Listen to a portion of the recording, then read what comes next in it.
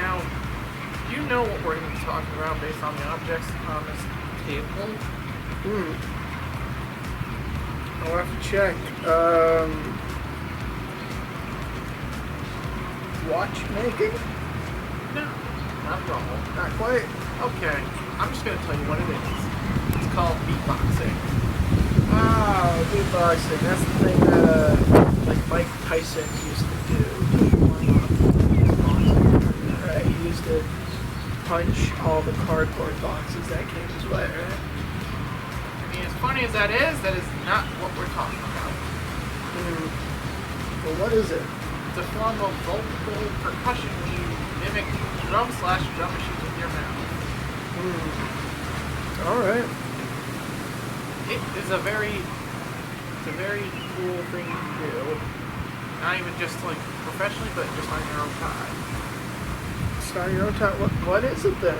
Let's get into it. You want to know a little brief history about it? Of course. Well, I know nothing. so to give you a bit of a hip-hop side of things, around the 70s/80s, that era, hip-hop really started hitting the mainstream. Alright. Like you started seeing like boomboxes, stuff, people making beats and stuff. People making beats with like a bucket or something. I mean, I guess, hey, some people do that. Some people have done that before. Physical percussion, yeah. Yeah. This was also around the time where, drum machines started becoming comfortable. Oh, drum machines. Actually, what is a drum machine? It's an electronic device that you can create beats, or if it comes to program beats, essentially mimics drums, but in a more synchronized manner. Now, I would imagine you said when were they kind of starting to become a thing? They were kind of new at the same time. They were really like new. That 70s point. Even around the time that synthesizers were a thing. We don't really get into what that is. But I guess think of a drum machine as like a beat synthesizer. So I would imagine that some sort of new technology would be pretty pricey, especially at the beginning stages, right? It definitely, a lot of things when it comes out, when a new thing comes out, it becomes very expensive, and then as time goes on, it gets cheaper and cheaper. But at the time, it was definitely probably full. But definitely at the 70s and 80s time, it was probably considered to be a pricey thing. So this would probably make it so that a lot of the people who are interested in the technology, unfortunately, aren't able to participate in the trend. Unfortunately, yeah. That's something that's a big roadblock there. So I guess what better way to deal with that than to tell somebody to do it for me? And that's where I guess people started actually making those beats with their mouths. So the whole thing was pretty much spawned because of necessity. It's like All people right. start making beats with their mouths. Now, I guess we could talk. Well, part of what started is also there was like the drum machine by Rome, right? And that was pretty ahead of its time. Right, that's probably one of the expensive ones. Yeah, and that did play a factor in people's first beatboxing. Right on. Well, with some of the historical context aside, what would a beginner possibly need for this hobby? What do you need to get started? There's really not a whole lot that you really need, other than maybe an audio recorder such as this thing right here to record yourself beatboxing and see, hey, how does this sound? Did I mess up?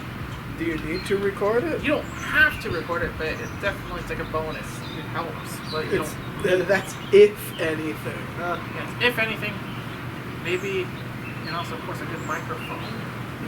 A decent mic. If you're doing it for a talent show, a microphone. And I would imagine since it has something to do with mouth/throat, you'd probably need some sort of way to keep your mouth yeah, like a bottle of water. moist. Just anything that you would need to keep your mouth like hydrated. Probably be liquids. It'd probably be like cough drops to Yeah, get for it sure. going up there. For sure. But Yeah. you don't need a whole studio setup to know how to beatbox. Of course, probably a professional could do it in that context. Yeah. Maybe you can record, do things, fun things like that. For sure. But I learned a little bit about Roland. But like, is there any more influential people or companies or any movements at the time, to your knowledge? All I can say, there's this one guy that I guess learned a little bit about beatboxing from. Is historical or is this more modern? This is on a more modern side of things. More modern side. Who's that? It goes by Spencer X. Spencer X. At the time of this recording, he hasn't had a video in a couple of years, but he has a very good. There's this good song that really demonstrates his beatboxing skills. It's called "Be Somebody." And this was not all electronically done. Like, he didn't fake it. It was all with his mouth. Of course, the music video. Of course, he had to mimic how he did it, but no, he knows how to beatbox. You check out his other stuff. Like, he'll do stuff like he'll mimic sound but then add a beat with it. I mean, somewhat on the more modern side that I kind of looked into was Donnie. Is one of those guys who are popping off. Then, although in a more broader sense, any good acapella group usually has a beatboxer in it as well. And yeah, I think you might think what I'm thinking. Yeah, Voice Play has a good one. Pentatonics has a good one. for sure. And I mean, the thing that kind of, differentiates good one with a great acapella group is the fact that they could kind of be a little versatile. And it's not just the basic beginner. Oh yes. Yeah. Of course, everyone has to start somewhere, but like whenever they are the cream of the crop, that's when everyone is singing your praises. Mm-hmm. Right. But at least definitely me, most likely him too. We're not going to be professionals today. Not at all. We'll show you the basics. We'll talk about, maybe some of the pro stuff and. Well, because this is a hobby thing, we're going to be doing the basics. Yeah. Our whole motto for this series is we're going to try to get people interested in something at the base level. And if you want to continue it, go ahead and do that. Totally fine. But this ain't the trailer. We don't need to do the trailer thing. Again, not again. Now, if we really want to go really back in time, back in the 19th century, African dialect, there have been ideas of they've done different clicks as well as different types of breathing. That's part of their communication style. Much. So, and also they've also done their music too. most That's the biggest example of early forms of beatboxing. I would also imagine that breathing exercises by different spiritual rituals or maybe just yoga, right? Could have also been incorporated in this hobby as well. It did. So a little bit of the breathing history, a little bit of clicks, and a little bit of inward breathing is what you're referring to. There's a little bit of speculative history there. Pretty fascinating stuff to look back at. Well, I've had fun talking about all of this history and facts and stuff like that, but I'm kind of getting a little bit antsy, a little bit dancey. Huh? Right. Do you think it's time that we actually start this? I think it is. And would you be interested in learning how to do said thing? I am interested in learning how to do said things, and I'm gonna make an excuse right away. I got a canker sore, so it might inhibit my abilities a little bit. But Yeah, should be fine. hopefully. So we're going to be learning the basic techniques of beatboxing. Like what? The first thing we're going to be learning is hi-hat. What's a hi-hat? Well, a hi-hat is one of the highest sounds of the drum set. Oh, I'd be interested in starting there. Why not? Okay, so if you want to mimic the sound of a hi-hat, clench your teeth together. Just don't, you don't have to close your lips, but just your teeth are clenched together. How hard to clench it? It doesn't have to be enough to break your teeth, but just look at. Oh. Not jawbreaker level. Think of it, you look like a G.I. Joe action figure, just like that. Now, try to make a T sound, like, without the lips touching. without the lips touching, your tongue's like on the top part, around the top part of your teeth, like, see what I'm doing? Not near your teeth, I can't. Listen here, listen here, you little. Okay, so at least, Listen here, you little. hey, you got it. You got it in the joke. So now that you've learned about a hi-hat sound, we're gonna take it quite a few steps slower and learn about the bass drum. And what is the bass drum? And it is the lowest sound of the drum set. Going from a high note to a low note, huh? Right. Oh. Now, unlike the hi-hat sound that you did, now you're actually closing your lips. But you don't have to clench your teeth this time either. Oh. You do, think of it as you're pronouncing the letter B, but do it a voiceless B. But make sure your lips are tight when you do it.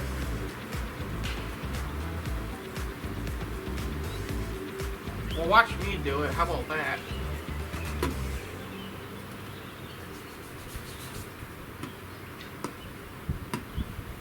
Make sure it's tight when you're before you burst the air out. Hey, that's not bad. That's not bad. That's not bad.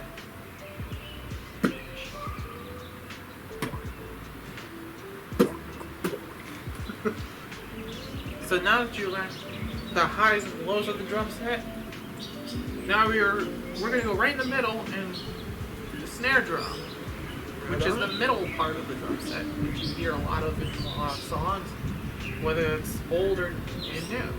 Probably something as a transition between the lower and the high stuff. Yeah. Well, now to give you a basic of how to mimic the snare drum, you just hold the back of your tongue against the roof of your mouth and make a hard K sound with like voiceless K. Is the tongue necessary there? It's a little bit necessary. Like the back of your tongue's against like the roof of your mouth, and go. That's not how I do it. Well, in this tutorial you're gonna do it. This tutorial I'm going to do it. You have in this. I have to we're, do it. We're doing it's. Do the booty cats rule. Teeth open. It can be like doesn't have to be. You don't have to like pressure it like you do with the hi hat, but you can loose it. You can keep it loose though, but as long as it's closed. Okay. Try making a beat with that. With what you're doing. I mean, hey, it could be worse for sure. Now, thanks for that. but hey, it's not bad. But try combining the hi-hats, the bass, and the. That's what you mean. Try combining the bass hi-hat and the snare right now. I want to see how you do it. No, I'm just gonna do it the boots and cat style, right? Do it the boots and cat style. I'm just gonna go. Nice little bass. Then then the hi-hat. Then a hi-hat. And then the... And then a snare. Do that. And then back to hi-hat. Yep. And then back to... So, It's 1, like a 2, boomerang. 3, 2, 1. Right? It's like a boomerang, essentially, in the Or I guess, music world. I guess 2, 1, 3, 2, 1. Sure, yeah. Whatever.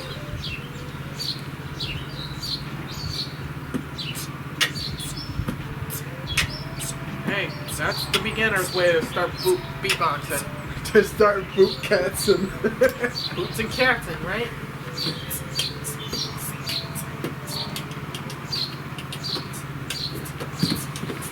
Yeah, so many cats there. There's so many. Yeah. Hey, I already have 2. Okay, so now that we're here, we're gonna be actually beatboxing. That's right, we know the 3 basic beginner baby tips. And we're gonna showcase to our best knowledge, to our best ability rather. For sure. And wanna start first? Or should the baby go first? Yeah. Oh, I think I'll take this. Take that, alright. 1, 2, 3, 4.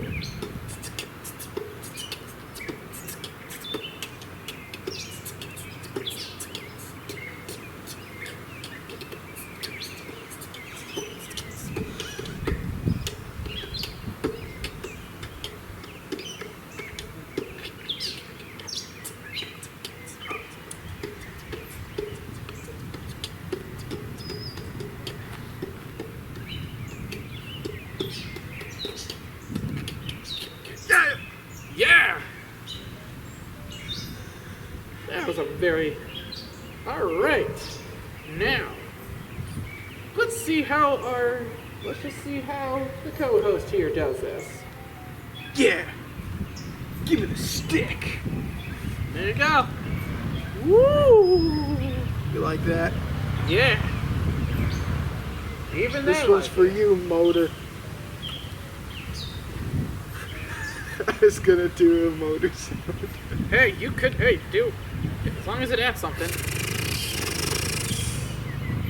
Whoa!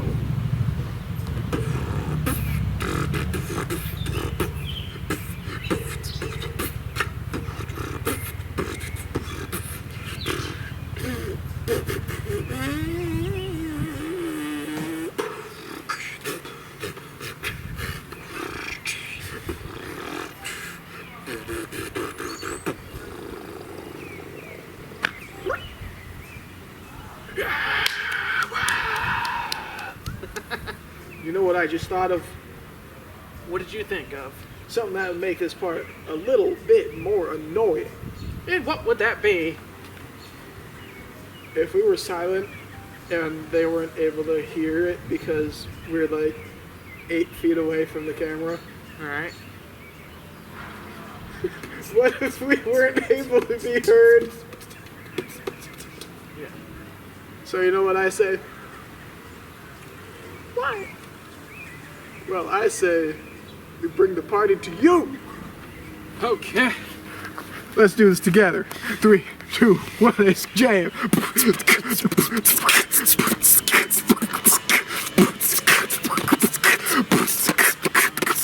Yeah, yeah, yeah. Fuck. Yes, yes.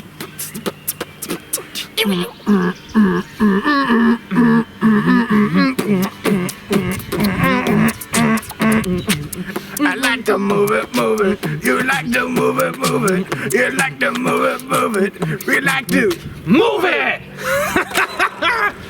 We brought the party to you. Oh You yeah! weren't able to hear it. That's right, parties. Breaking it down.